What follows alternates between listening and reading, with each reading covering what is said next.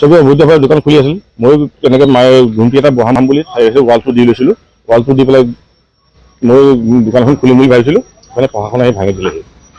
আপোনাৰ লগতে হস্পিটেল চাৰিআলিত বহুত অবৈধ বেদখল আছে। হস্পিটেল যিখিনি দোকান আছে অবৈধ বেদখল ধেৰ দোকান হৈ আছে ইয়াত। এই ক্ষেত্ৰত প্ৰশাসনে ব্যৱস্থা লৈছে। প্ৰশাসনে এইখিনি ব্যৱস্থা ল'ব পৰা নাই আজিলৈকে। কিয় লোৱা নাই নাজানো।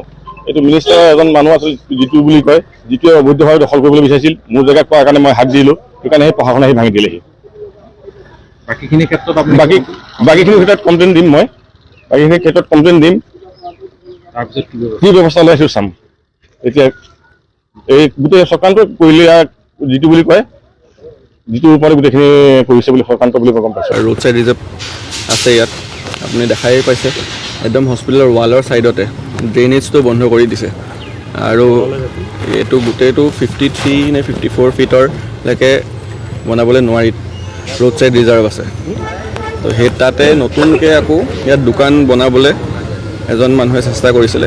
তো সেইটো ভাঙিবলৈ আমি আহিছোঁ। অলৰেডি তেওঁক কোৱা হৈছিলে, কিন্তু তেওঁৰ পৰা একো আমি নাপালোঁ ৰিপ্লাই। তো সেইকাৰণে আজি আমি এইটো ভাঙি দিবলৈ আহিছোঁ। সেইখিনি বাকীসমূহ কিবা ব্যৱস্থা ল'ব নেকি? ব্যৱস্থা লোৱা হ'ব।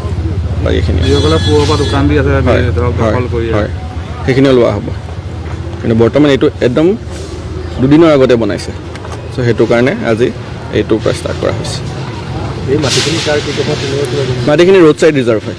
ৰোড চাইড ৰিজাৰ্ভ হয়, চৰকাৰী ভূমি, আৰু তাতে ৰোড চাইড ৰিজাৰ্ভ হয়। সেইখিনি তাত একো বস্তু বনাবলৈ নোৱাৰে, বাধা আছে, আইনে কয়।